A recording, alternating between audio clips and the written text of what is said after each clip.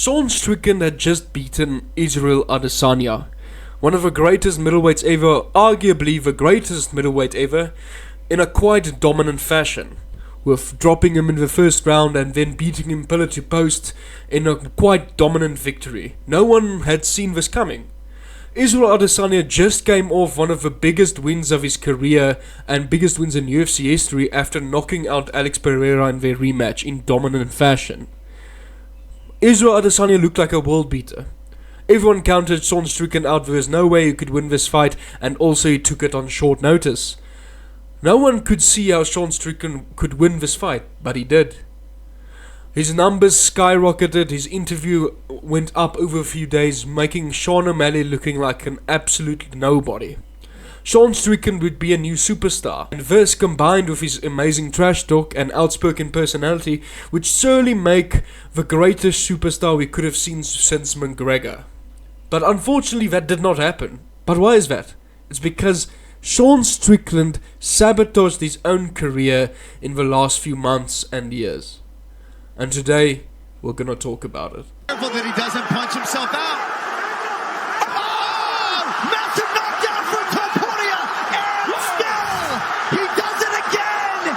Ilya Topuria! Sean Strickland was well known for his trash talk, especially against Adesanya. I mean, what was it like, 2-0 against Izzy? What was it, 2-0? Did you watch the whole fight? No, I don't watch Exactly. Do your fucking job next time.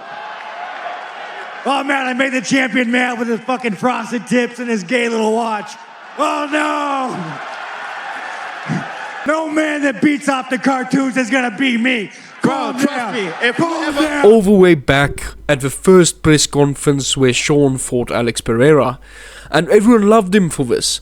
His outspokenness was something everyone could relate to. His horrible backstory, where people can resonate with him, find something of themselves in him. This person who was not afraid to say anything, where no one is safe from his verbal onslaught.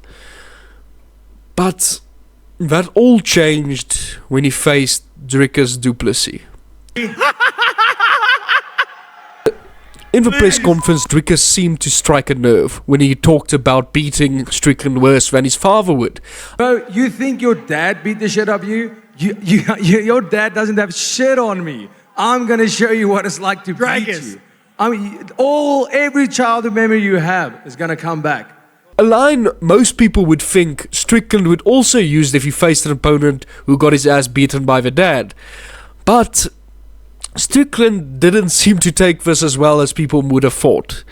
He overreacted, he completely lost all sense of sanity, he acted like a little child on the stage, and he started to go crazy. And this is where this persona started to crack. People realized Sean Strickland isn't this guy he talks about. He can't take it. He dishes it out, but he can't take it. Isreal Adesanya also said the same thing about him. No one really expected this, and this is where the downfall of his career started. And after losing to Dricus, that is where Sean Strickland's real fall-off started to happen. We all loved Strickland after winning the belt because he didn't care. He always said he doesn't care about being a champion, he just cared about taking names and kicking ass. And he showed it. In the next week of receiving the belt, he already broke it. And people loved it.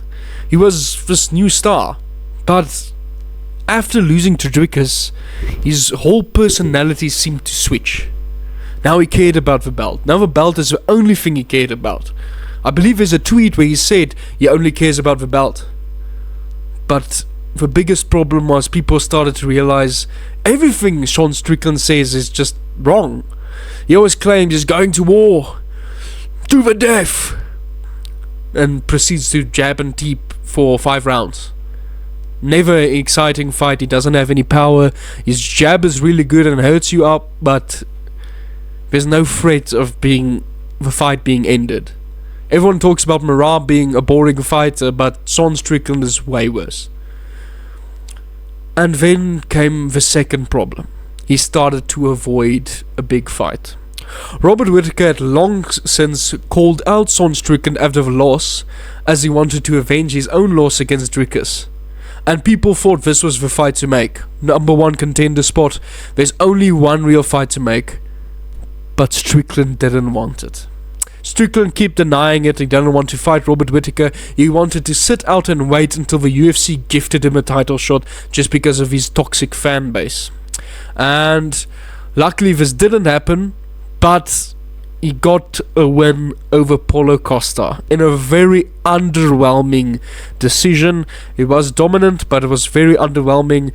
I know it is partly Paulo Costa's fault as well, as he didn't do much, but Sean Strickland did make the fight boring.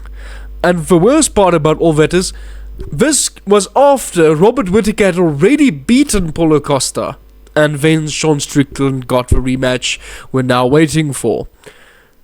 This completely contradicted his entire personality before winning the belt. He was always ready for a fight, he wanted to fight anyone, he sparred anyone. Strickland had changed, and people started to realize he was a gym bully.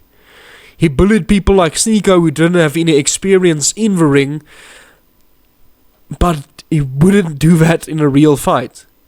He used his experience above normal people to abuse them, but not in the actual fight. In the actual fight, he would prefer to jab and teep, because he knows he doesn't stand a chance against most fighters. That's why he didn't try it against Alex Pereira, because he knew Alex Pereira would knock him out. Sean Strickland, up until recently, has also started to go in a downward spiral. Most recently, he called that Dricus should not shoot a takedown and only strike with him in MMA. What is Sean Strickland doing, honestly? That's quite embarrassing, asking your opponent to take a giant part of his kit out just to fight you. You're a wuss. There was also the complaints after the Dricus du Plessis fight. He claimed that the cut was opened because of a headbutt, even though you can clearly see on the tape that Dricus had opened him with an overhand and then headbutted him accidentally against the cage, as happens in a lot of fights, but the cut was already open before the headbutt even occurred. This proves more that he just complains and can't accept the fact that he had lost a fight. Sean Strickland is one of the biggest whiners in the current state of the middleweight division. It makes sense that he's friends with Curtis Blades, as we have also seen how much he can whine. So, Strickland has had one of the biggest drop-offs in fan bases in MMA history. We haven't seen a lot of people turn against someone as they have against Strickland, and that is mainly because he isn't the person he tries to be. He's a strange human being, and I think he got what he deserved.